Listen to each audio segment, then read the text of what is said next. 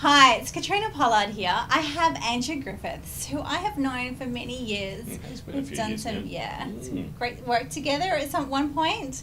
And Andrew is an author, mentor, and presenter. And many people in Australia will know him because he has a very high profile. He's written 12 books, which are available in 60 countries.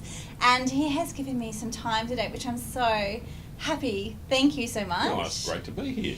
So what I wanted to ask was, you obviously have an amazing profile and an amazing reputation as well. And I wanted to know... I don't know about either of those statements, but I'll go with you. I'll play along, Yeah. I remember I'm in PR. Yeah, I know. God, I feel so important. So I wanted to know, what are the 3 things that you've done to actually get yourself to this point? And I know we're all on a journey, but to this point, what are the 3 things that really have worked for you in terms of building your profile? I think writing a book, as you know, that was a game changer for me. I think having the confidence to be able to put what I had discovered and figured out and learnt about and all that stuff into a book, that was huge. That really differentiated me from my competitors and gave me something. So many things happened after I became an author. I became a speaker as a result of that, and media then tracked me down, and that was the first one. I think that was the first and most pivotal change probably in my life in many respects. The second thing that I think was important in so many ways was when I kind of claimed a title. And for me, it was a title of being Australia's #1 small business and entrepreneurial author. And I couldn't justify that with book sales, the number of books and all that stuff. It wasn't just a random claim. But initially it felt a bit uncomfortable. It felt such a big, bold thing to kind of grab.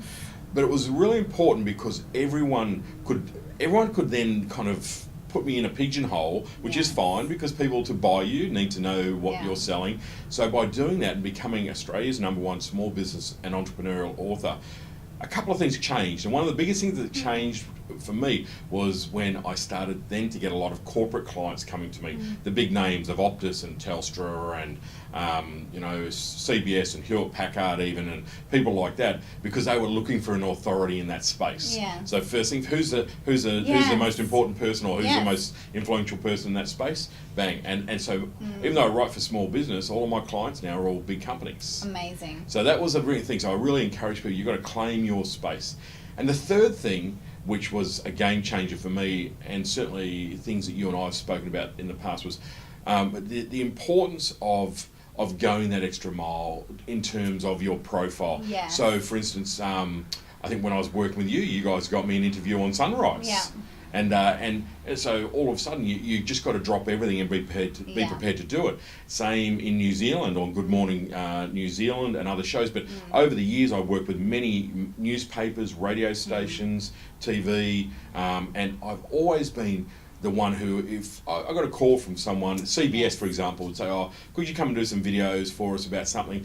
We can't pay you, we can't do anything." So I would pay, fly myself down, accommodate, put myself in a hotel. My friends would say, "Why are you spending all that money to do that?" I said, "It's planting seeds." And there are so many times that those seeds have turned into giant oak trees because I did what other people weren't prepared to do. They're not even prepared to invest. So I kind of consider myself, rather than an author and a speaker, I'm actually a farmer.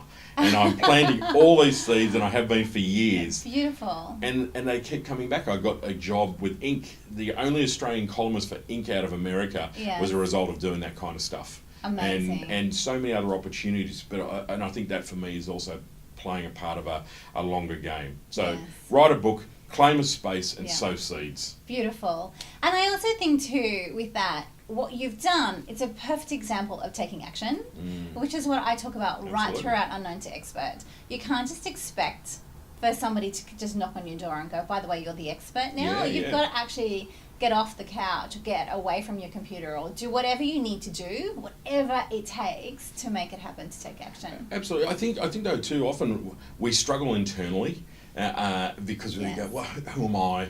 Like, there's other really big famous people, and even though you're doing something for many years, or you know that you're good at it. If you're running your own business in something, you've got to be good, otherwise you don't survive. I don't think the little voices that who am I? Yes. Who's going to want to know or hear from me and rah rah? I think you've got to overcome those as well. I think that internal dialogue is probably the thing that stops most people from doing. So you've got to have a bit of courage, and you've got to have a bit of bluff. Yes. And my standard response when someone rings and asks me, can you do it? Absolutely. Yep.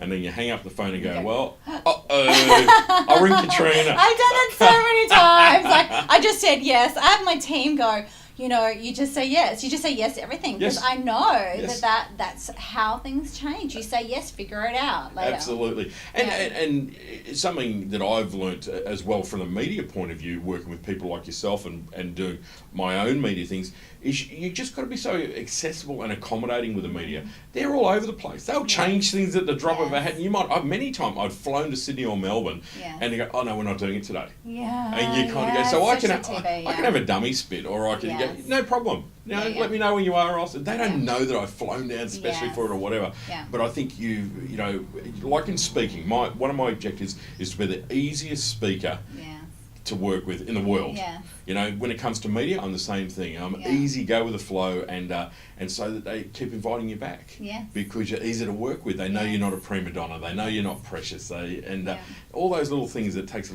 sometimes a little bit of experience or a bit of grey hair, I think, to figure out. So yeah. Wonderful. Thank you so much for your time. I really appreciate it. My pleasure. Absolute pleasure.